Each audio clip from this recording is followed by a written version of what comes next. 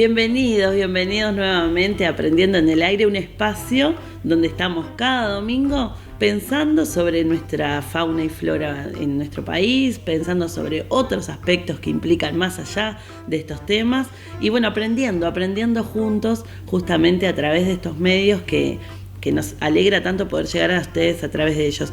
Estamos en el municipio de Atlántida y agradecemos nuevamente por la locación para poder compartir este momento juntos. Y agradeciendo también a Atlántida FM, ¿no? Que nos brinda este lindo espacio para poder trabajar todos juntos, compartir con los niños, con la familia. Habíamos estado trabajando en el encuentro anterior y en los otros con un personaje que es el personaje de los libros de primer año, el zorrito, los del cuaderno para leer y escribir y el de hacer matemática.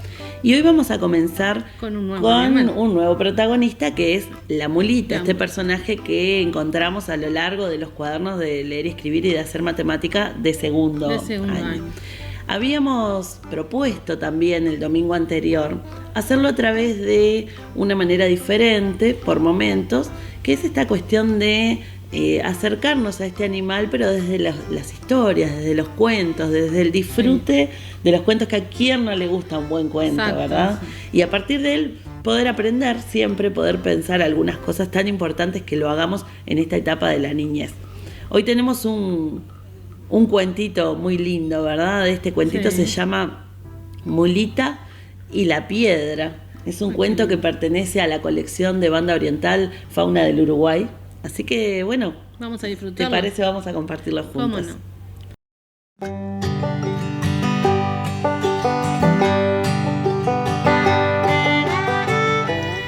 Dice mi abuelo que hace muchísimos años, muchos antes de que él naciera, la mulita y la comadreja ayudaron a un sacerdote que estaba muriendo de fiebre en la orilla de un río. Le alcanzaron algunos frutos del bosque y plantas curativas con las que habían visto cómo los indígenas se curaban entre ellos. El hombre se recuperó y lo primero que vio al despertar fue el hocico de los animales. En ese entonces parecían dos ratas, una bastante más larga que la otra, pero no se parecían a como las vemos ahora. A partir de su buena acción, mágicamente se les cumplió un deseo a cada una. La comadreja pidió ser una rata tan grande como un perro, y la mulita, que se sentía bien con su tamaño, pero un poco expuesta a las mordidas de los depredadores cada vez que tenía que defenderse, pidió una armadura que la cubriera de la cabeza hasta la cola. Con el paso del tiempo, algunos descendientes de la comadreja se mudaron más cerca de las ciudades, y los de las mulitas se quedaron viviendo en el campo. Esta historia la contó el abuelo la vez pasada, en el último campamento. Esta noche seguro también se pongan a contar cosas de los animales mientras cocinan. Paula, Germán y yo preferimos quedarnos lejos de la fogata. No nos gusta que salgan a cazar. Bueno, a Germán lo vienen convenciendo. Cada vez se parece más a ellos. Hasta les tira a los pájaros apuntando con la mano y se los imagina cayendo al lado de él. ¡Pam!, hace con la boca, y Paula y yo miramos para otro lado. Es que a Paula y a mí nos gustan tanto los animales que ni se nos ocurre pensar en salir a cazarlos. Sí, a algunos los comemos. De algo hay que vivir, dice mi madre a veces mientras abre las palmas como formando una flor. Pero salir a cazarlos por ahí, traerlos enteritos y ensangrentados, sacarles la piel, esas cosas, ni loco. Los tíos, papá y el abuelo se ríen de mí. Y a veces me da rabia, claro que no me va a dar. Debe ser que a mí me gustan mucho los animales, pero vivos y por lo general libres. Digo por lo general porque los perros del abuelo parecen contentos de vivir con él y hacerle caso cada vez que les dice ¡quietos! No, échense. En semana de turismo siempre venimos a acampar con ellos. Cuando éramos más chicos, mamá no nos dejaba y la tía Elisa tampoco. Decían que era peligroso que anduviéramos con ellos entre los rifles. El abuelo, papá y el tío Ernesto dicen que exageran, que ellos aprendieron antes a cargar un rifle que a atarse los cordones. Debe ser porque de chicos siempre estaban descalzos y cuando vienen al campo lo primero que hacen es sacarse los zapatos, como si así recibieran fuerzas de la tierra en la planta de los pies. Liebres, torcasas, carpinchos, mulitas, buscan cualquiera de esos bichos. Si de casualidad llegan a ver algún jabalí, ay sí, que dan la vuelta y se vienen persiguiendo su propia sombra. Les dan miedo, porque son grandotes, tienen colmillos, andan siempre de a varios. Los perros también se asustan y meten el rabo entre las patas. A nosotros nos gusta tomarles el pelo. Claro, se hacen los cazadores con cosas chiquitas, pero bien que no se les ocurre andar cazando pumas.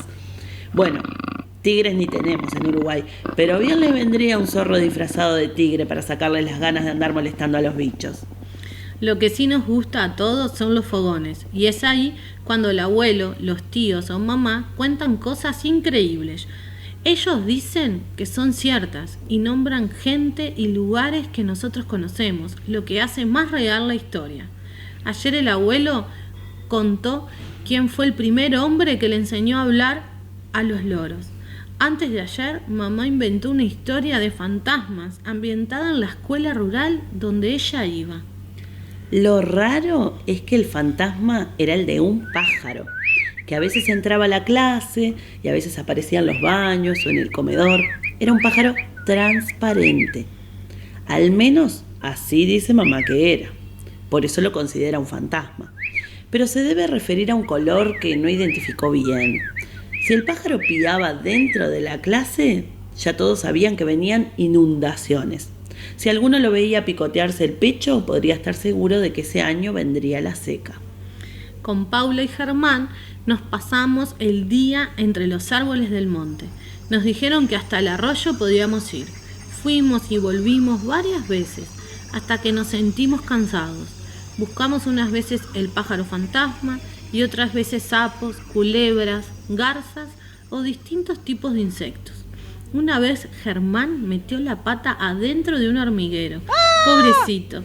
Nunca vi chillar a nadie así. Corrió como un bólido hasta el campamento y apenas llegó, se tiró al piso y puso la pata para arriba. Pata de carpincho, le dijimos desde entonces. Mamá y papá, los tíos habían salido y el abuelo dormía. Le pasaron una pomada en la pierna gorda y colorada. Esta mañana, mientras dábamos vueltas por ahí, vimos venir a papá y al tío con algo en las manos. Se los notaba contentos porque se reían y caminaban derechos, como si hubieran conseguido superar un gran récord deportivo. Dijeron que teníamos parte del almuerzo asegurado. Yo cerré los ojos deseando que trajeran una tararira, que me dan menos tristeza, pero traían una mulita viva. ¡Ay!, dijimos al mismo tiempo con Paula, ¡es preciosa! Mejor no se encariñen, dijo el tío alejándola de nosotros.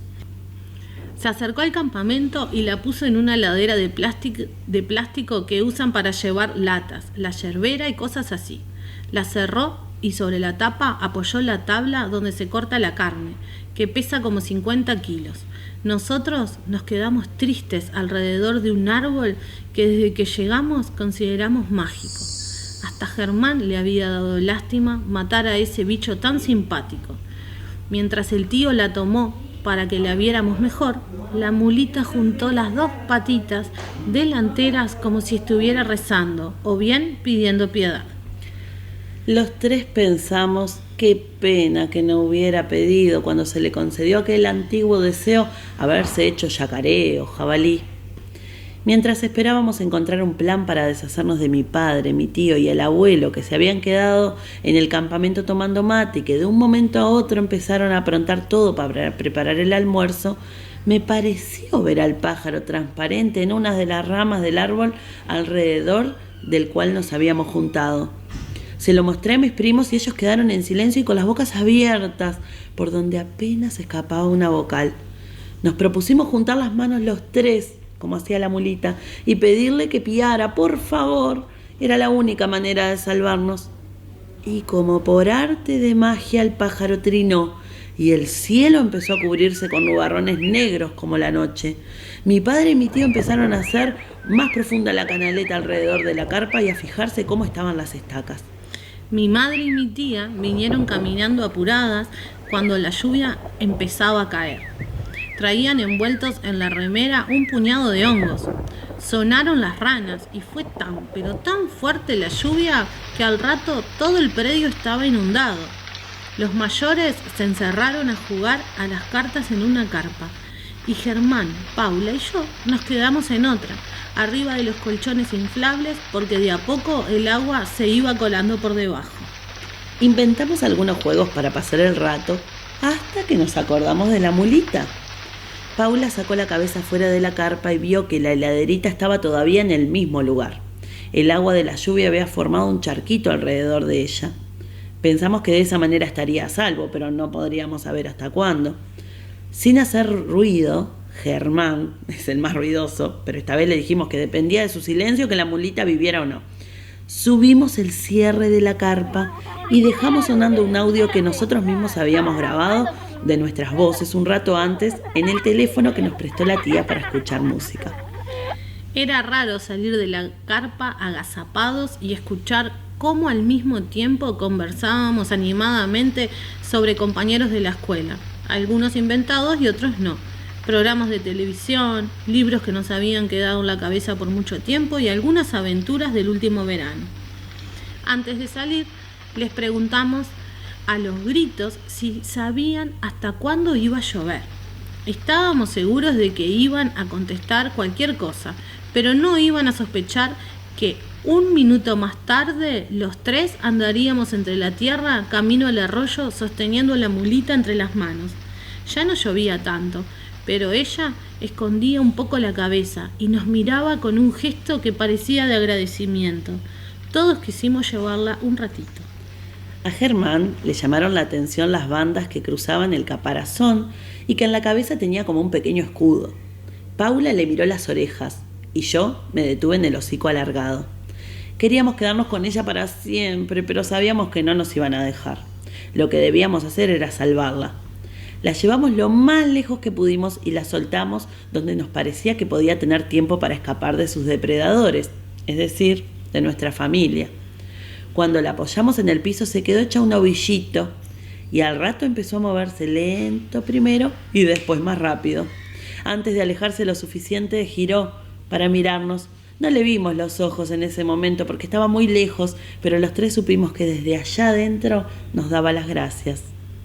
Mientras volvíamos, ya sin hablar y sintiendo como si en el pecho tuviéramos una ventosa, se me ocurrió que para tener de qué hablar en el próximo fogón, podíamos buscar una piedra en los alrededores. Encontramos una y volvimos pisando despacio los charcos que se formaban por todos lados.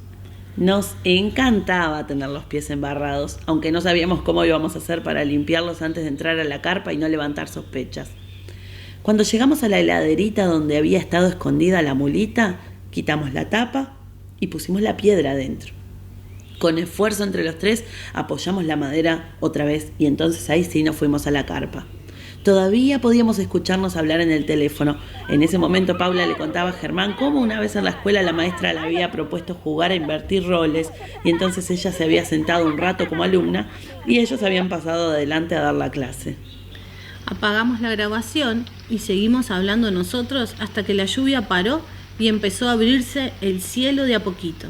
Fue en eso que salió nuestra familia de la carpa. Ordenaron las cosas que habían arrastrado la tormenta y se dispusieron a buscar a la mulita para ir pensando en la cena. Pegaron un grito de sorpresa al abrir la heladerita y nosotros tuvimos que agarrarnos la boca con la mano para no morirnos de la risa. Esa noche comimos arroz con ensalada de tomates y huevo duro, adentro de la carpa más grande. Es que toda la madera estaba mojada. Con una linterna en el centro imitamos al fuego, bailaron las sombras alrededor y fueron apareciendo los cuentos que cada uno inventaba. Nos tocó a nosotros tres inventar una historia. Contamos la historia de una mulita que una vez, hace mucho, y con ayuda de un pájaro y 3 niños, se convirtió en piedra.